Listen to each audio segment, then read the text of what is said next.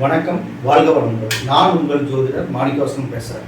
ஓம் தத் புருஷர் வக்கரதுண்டான் தன்னோ வித்ய புருஷர் ஓம் ஸ்ரீ க்ரீம் க்ளீம் க்ளூம் க்ளூம் கணபதியே நமக.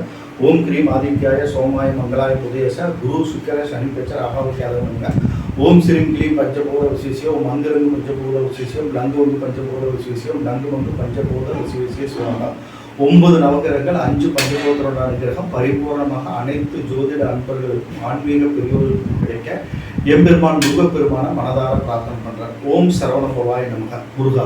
இன்னைக்கு நான் பார்க்கக்கூடிய தலைப்பு என்னன்னு பார்த்தோம்னா, மீன லக்னத்துக்கு சூரியன் சந்திரன் இணைந்து நின்ற ஸ்தான பலன்கள் என்ன அப்படின்னு நம்ம ஜென்ரலாக பார்க்க போகிறோம்.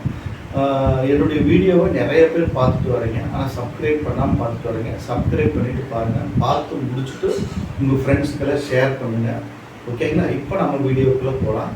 பார்த்தோம்னா மீன லக்னத்துக்கு வந்து பார்த்தோம்னா மதுருகாரன் பிதுருகாரன் இவங்க 2 பேரும் பார்த்தோம்னா சந்திரன் வந்து 5 உடையவராக பூர்வீக ஸ்தானாதிபதியாக வருவார்.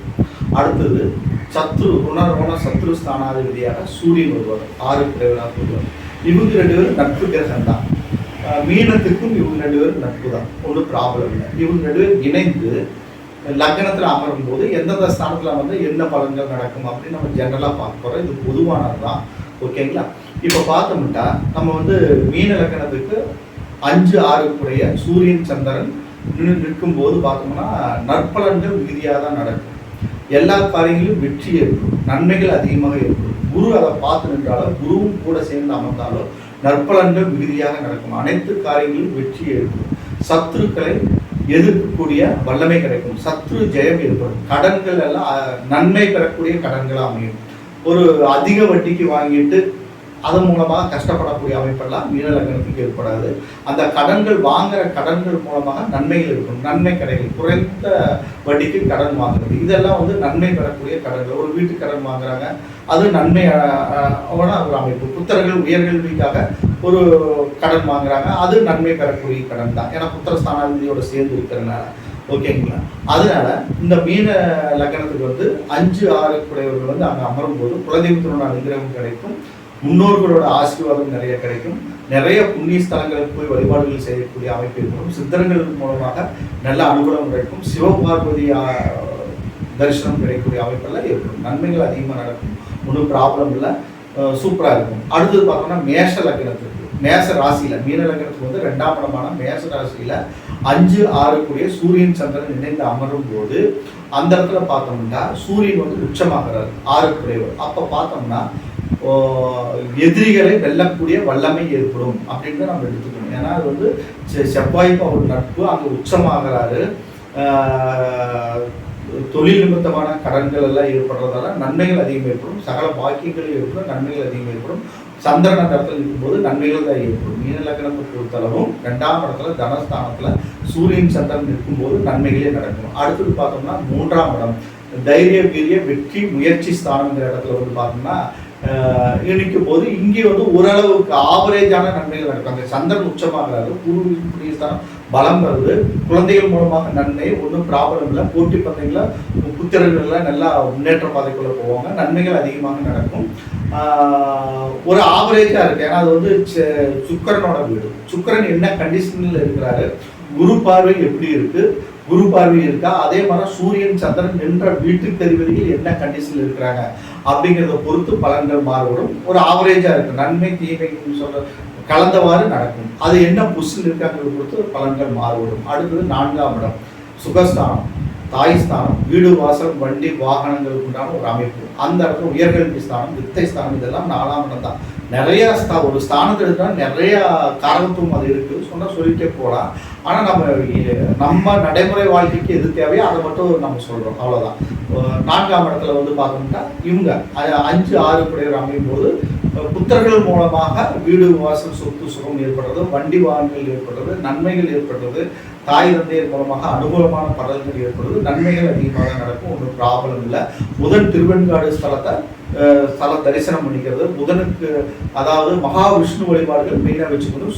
சிவபார்வதி வழிபாடு, சிவன் கோயில் தரிசனம் பண்ணுறது, திருவண்ணாமலை கிரிவலம் வர்றது, இதெல்லாம் பண்ணிட்டா நற்பலன்கள் மீதியாக நடக்கும். அடுத்தது 5ஆம் இடம் பூர்வநீஸ்தானம். இந்த இடத்துல வந்து சந்திரன் கடகத்தில் அங்கேயே ஆட்சி பலம் பெறாரு. அங்கே 6 அவர் ஏறும்போது அவர் சேர்ந்து அமரும் போது ஒரு ஆவரேஜான நற்பலன்கள் நடக்கும், மீடியமான நற்பலன்கள் தான் நடக்கிறதுக்கு வாய்ப்புகள் இருக்கும்.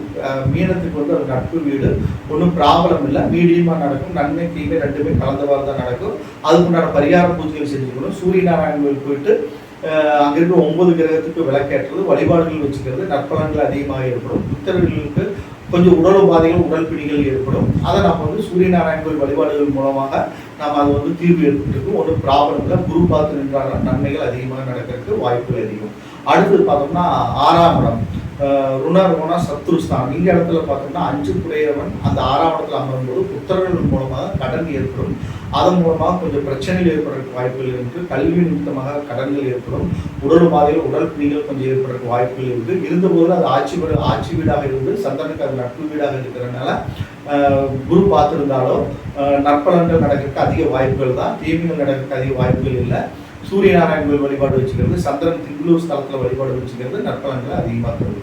அடுத்தது பார்த்தோம்னா 7ஆம் இடம் பிஸ்னஸ் சம்மந்தப்பட்ட இடம், கலத்திர ஸ்தானம், மனைவி ஸ்தானம், கணவன் ஸ்தானம்ங்கிற இடத்துல 7ஆம் இடத்துல வந்து பார்த்தோம்னா சூரியன் சந்திரன் 5, 6 குடையவர் அமையும் போது நன்மை தீமை ரெண்டுமே கலந்து தான் நடக்கும். அதுவும் அதாவது பார்த்தோம்னா காதல் உணர்வுகள் அதிகம் இருக்கும். 5 குடையவர் வந்து மனசு சம்மந்தப்பட்ட ஒரு இடம். அந்த இடத்துல வந்து 7 குடைய புதன் சம்மந்தப்பட்டு சூரியன் சந்திரன் சம்மந்தப்பட்ட காதல் திருமணங்கள் ஏற்படுறதுக்கு அதிக வாய்ப்புகள் ஏற்படும். அதன் மூலமாக பிரச்சனை, சண்டை, சச்சரவு, போராட்டங்கள் ஏற்படும். பிரச்சனைகள் ஏற்படுறதுக்கு அதிக வாய்ப்புகள் இருக்கு. மகாவிஷ்ணு வழிபாடு செஞ்சுக்கணும். ஸ்ரீரங்க வழிபாடுகள் வச்சுக்கிறது, சூரியன் சந்திரன் வழிபாடுகள் வச்சுக்கிறதெல்லாம் ஒரு நற்பலன்களை மேன்மையாக தரும். குரு பார்த்துட்டாங்கன்னா இந்த கெடுபலன்கள் நடக்கிறதுக்கு வாய்ப்புகள் இல்லை. ஏன்னா 6 குடையவன் வந்து 7ஆம் இடத்துல அமரும் போது கணவன் மனைவி மூலம் பிரச்சனை, சண்டை, சச்சரவு, போராட்டங்கள் ஏற்படும். அதன் மூலமாக கடன்கள் ஏற்படும், உடல் உபாதைகள் ஏற்படும். இது மாதிரி ப்ராப்ளங்கள் எல்லாம் ஏற்படுறதுக்கெல்லாம் நிறைய வாய்ப்புகள் இருக்குது. அதுக்கு பரிகார பூஜைகள் நம்ம செஞ்சுக்கிறது உத்தமமான நற்பலன்களை தரும். அடுத்தது பார்த்தோம்னா அஷ்டமஸ்தானம் 8ஆம் இடத்துல. 8ஆம் இடம்ங்கிறது வந்து பார்த்தோம்னா சூரியனுக்கு பகை வீடு. சுக்கர் வந்து பார்த்தோம்னா 6 குடையவராக இருந்து அவர் 8ஆம் இடத்துல வந்து இருக்கும்போது விபரீத ராஜயோகங்கிற அமைப்பில் ஏற்பட்டாலும் கூட பூர்வநீ ஸ்தானம் 5 குடையவர் அங்கே இணையும் போது பார்த்தோம்னா புத்திரர்கள் வழியில அனுகூலமற்ற பலன்கள் எல்லாம் ஏற்படுறதுக்கு வாய்ப்புகள் அதிகம். பிரச்சனை, போராட்டம், சண்டை, சச்சரவுகள் புத்தர்கள் மூலமாக ஏற்படுறதுக்கு வாய்ப்பு அதிகம். முன்னோர்களோட ஆசி கிடைக்கிறது ரொம்ப கஷ்டம். ரொம்ப கேர்ஃபுல்லாக இருக்கணும். அது சுக்கரன் என்ன கண்டிஷனில் இருக்காரு, சுக்கரனோட நிலை என்ன, குருப்பாவே அந்த இடத்துல இருக்கா, சூரியன் சந்திரன் ஏறிய நட்சத்திரங்கள் என்ன கண்டிஷனில் இருக்கு, நட்சத்திர அதிபதிகள் என்ன கண்டிஷனில் இருக்கிறாங்க அப்படிங்கிறத பொறுத்து பலன்கள் மாறுபடும். இது 8ஆம் இடத்துல இருக்கும்போது 7ஆம் இடத்துல இருக்கும்போது சூரியன் சந்திரன் மீன லக்னத்துக்கு அமரும் போது நம்ம வந்து அதுக்குண்டான முறையான பரிகார பூஜைகள் நம்ம செஞ்சுக்கணும். அடுத்தது பார்த்தோம்னா அது பதவி வீடு. சூரியன் சந்திரனுக்கு பகை ஸ்தானங்கள்ல இந்த கிரகங்கள் ஏறி நிற்கும் போது சூரியன் சந்திரன் அமரும் போது 6 குடையவனாக இருந்து இருக்கும்போது பிராபலங்கள் ஏற்படுறதுக்கு வாய்ப்புகள் அதிகம். உங்களுடைய சுயஜாதகத்தை பார்த்து குரு பார்வை இருக்கா, அது நின்ற வீட்டுக்கு அதிபதி என்ன கண்டிஷன் இருக்காருங்கிறத பொறுத்து நம்ம பலன்கள் செஞ்சுக்கணும். அடுத்தது பார்த்தோம்னா 9ஆம் இடம் பாக்கிஸ்தான். இது செவ்வாயோட வீடு, ஓகேங்களா, நட்பு வீடு. இந்த இடத்துல போகும்போது என்ன அனைத்து காரியங்களும் வெற்றி ஏற்படும், நன்மைகள் ஏற்படும். தந்தையாருக்கு மட்டும் உடல் உபாதைகள், உடற்பிணிகள், நோய் நொடி ஏற்படுறதுக்கு வாய்ப்புகள் உண்டு. அதுக்குண்டான மெடிக்கல் ட்ரீட்மெண்ட் எடுத்துக்கிறது. தந்தையார் மூலமாக பிரச்சனை, போராட்ட, சண்டை, சச்சரவுகள் ஏற்படுறதுக்கெல்லாம் வாய்ப்புகள் உண்டு. ஆனால் நன்மைகள் உண்டு. அதுக்குண்டான பரிகார பூஜைகள் செஞ்சுக்கணும். சூரிய நாராயண கோயில் கட்டாயம் வழிபாடு செஞ்சுக்கணும். 6 படை வீடுகளும் தரிசனம் பண்ணணும். அந்த இடத்துல 5, 6 குடையவர்கள் அமரும் போது 6 படை வீடு முருகன் தரிசனம் பண்றது, இதெல்லாம் பண்ணிட்டோம்னா முன்னோர்கள் மூலமாக அனுகூலமான நற்பலன்கள் கிடைக்கும். நிறைய தெய்வ புண்ணிய பூர்வ ஸ்தானத்தில் 5 குடையவன் 9ஆம் இடம் போது திரிகோணாதிபதி இன்னொரு திரிகோணத்தில் அமரும் போது தேவி தரிசனம் கிடைக்கும். மிகப்பெரிய ராஜயோகம் ஏற்படுறதுக்கு வாய்ப்புகள் உண்டு. அங்கே சூரியன் 6 குடையவன் சேரும் போது அதை கெடுக்கக்கூடிய வாய்ப்பு ஏற்படும். அதுக்குதான் சூரிய நாராயண கோயில் வழிபாடுகள் வச்சுக்கணும் அப்படின்னு நம்ம சொல்றோம். அங்க போயிட்டு உங்களுடைய வயதுக்கேற்ற விளக்கு ஏற்றுறது, உங்க தாப்பனாருக்கு அவருடைய வயதுக்கேற்ற விளக்கு எல்லாம் ஏற்றணும்னா நற்பலன்கள் மிகுதியாக நடக்கும். நான் சொல்ற பரிகார ஸ்தலங்கள் எல்லாம் நீங்க என்ன விளக்கு ஏற்றணும், எந்த மாதிரி வழிபாடுகள் செய்யணும் அப்படின்னு அங்க போர்டே போட்டிருக்கும். அங்க என்ன சொல்லுவாங்களோ அதை நீங்க செஞ்சாலே போதும். எங்க மற்ற பரிகார பூஜைகள் மாதிரி நீங்க போய் எங்கேயும் நம்பி ஏமாற தேவையில்லை. கும்பகோணம் மாவட்டத்தில் இருக்கிற 9 நவக்கிரக ஸ்தலங்களுக்கு நீங்க போறப்போ அங்கேயே போர்டுல அவங்களே எழுதி போட்டிருப்பாங்க, இத்தனை விளக்கு இந்த தோசை போறதுக்கு நீங்க ஏத்தணும் அப்படின்னு சொல்லியிருப்பாங்க. அதை நீங்க ஏத்தினாலே போதும். அது மாதிரி தான் அந்த மாதிரி வழிபாட்டு முறைகளை மட்டும்தான் நான் சொல்லுவேன், அதுக்கு தான் நான் ரெஃபர் பண்ணுவேன். அதை நீங்கள் செஞ்சாலே போதும், நன்மைகள் அதிகமாக ஏற்படும். ஒரு பரிகாரம்னா நம்ம விளக்கேற்றினாலே போதும், வெளியே விளக்கேற்றி மனமுருகி பிரார்த்தனை பண்ணி அந்த இடத்துல தெய்வ தரிசனத்தை நல்ல முறையை தரிசனம் பண்ணி ஒரு இடத்துல அமைதியான ஒரு இடத்துல உட்கார்ந்து தியானம் பண்ணிட்டு வந்தாலே போதும், உங்களுடைய காரியங்கள் எல்லாமே ஜெயமாகும். அடுத்தது 10ஆம் இடம் தொழில் ஸ்தானம். இந்த இடத்துல வந்து பார்த்தோம்னா 5, 6 குடைவர், ஒரு திரிகோணாதிபதி, ஒரு சத்ரு ஸ்தானாதிபதி,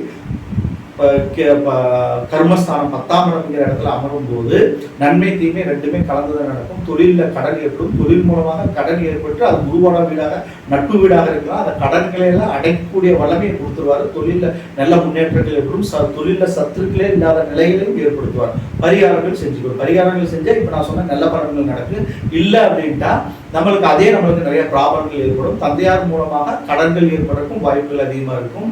தொழில் நிமித்தமாக அல்லது தந்தையாரோட தொழில கீழே தந்தையார் மூலமாக தொழில் நஷ்டத்தில் போனால் அதை எடுத்து நல்ல முறையில் கொண்டு வரக்கூடிய பாக்கியம் இந்த அமைப்பில் இருக்கிறவர்களுக்கு ஏற்படுற வாய்ப்புகள் அதிகம். சூரியநாராயண கோயில், சந்திரன் திங்களூர் ஸ்தலம், குரு ஆலங்குடி, இந்த ஸ்தலங்களில் போயிட்டு அங்கே முறையாக எந்த வழிபாடுகள் செய்யணுமோ அதை நீங்கள் செஞ்சுட்டாலே போதும், நன்மைகள் அதிகமாக ஏற்படும். அடுத்து 11ஆம் இடம் சனீஸ்வர பகவானோட வீடு. அந்த இடத்துல எந்த கிரகங்கள் நின்றாலும் 11ஆம் இடத்துல நின்றால் நன்மை தான் அப்படிங்கிற அர்த்தத்தின்படி அந்த இடத்துல 5, 6 கூடிய சூரியன் சந்திரன் அமரும் போது நற்பலன்கள் மீதியாக நடக்க வாய்ப்புகள் அதிகம். ஆனால் அந்த இடத்துல சனி சம்பந்தப்பட்டால் உங்களுக்கு புணர்ப்பு தோஷம் ஏற்பட்டு கிடைக்கிற லாபங்கள் ஆவரேஜாக ஏற்பட்டு கிரக யுத்தம்ங்கிற அமைப்பில் நன்மை தீமை ரெண்டுமே கலந்துதான் நடக்கும். சனிக்கு வந்து பகை, சூரியன் சந்திரன் ரெண்டுமே பகை கிரகங்கள். அவங்க வந்து அந்த இடத்துல அமரும்போது நமக்கு இந்த ப்ராப்ளம்க்கு ஆனால் சனி பார்வை ஏற்படாது, அல்லது குரு பார்வை, அந்த 3மே சேர்ந்து அமர்ந்து குரு பார்வை பெற்று அமர்ந்தால் நன்மைகள் நடக்கிற வாய்ப்புகள் இருக்கும். அடுத்தது 12ஆம் இடம் விரயஸ்தானம். விரயஸ்தானத்தில் வரும்போது விபரீத ராஜயோகம், 6 குடையவர் 12ஆம் இடத்துல வரும்போது விபரீத ராஜயோகங்கிற அமைப்பில் நன்மைகள் நடக்கிறதுக்கு வாய்ப்புகள் அதிகம். அதே குருமுனி ஸ்தானாதிபதி அந்த இடத்துல அமரும் போது கொஞ்சம் குரு பார்வை பெற்றிருந்தால் முக்தி அடையக்கூடிய ஒரு அமைப்பு, நன்மைகள் அதிகமாக ஏற்படக்கூடிய வாய்ப்புகள் எல்லாம் ஏற்படும். 12 கூடிய சனி நல்ல பொசிஷனில் அமைஞ்சிருந்தாங்கன்னா நன்மைகள் அதிகமாக ஏற்பட வாய்ப்புகள் இருக்கும். அதே சனி அங்கே சம்மந்தப்பட்டிருந்தாங்கன்னா பிரச்சனைகள் அதிகமாக ஏற்படும், விரயங்கள் அதிகமாக ஏற்படும், கட்டுக்கடனாக போடக்கூடிய வாய்ப்புகள் எல்லாம் ஏற்படுறதுக்கு வாய்ப்புகள் அதிகம்.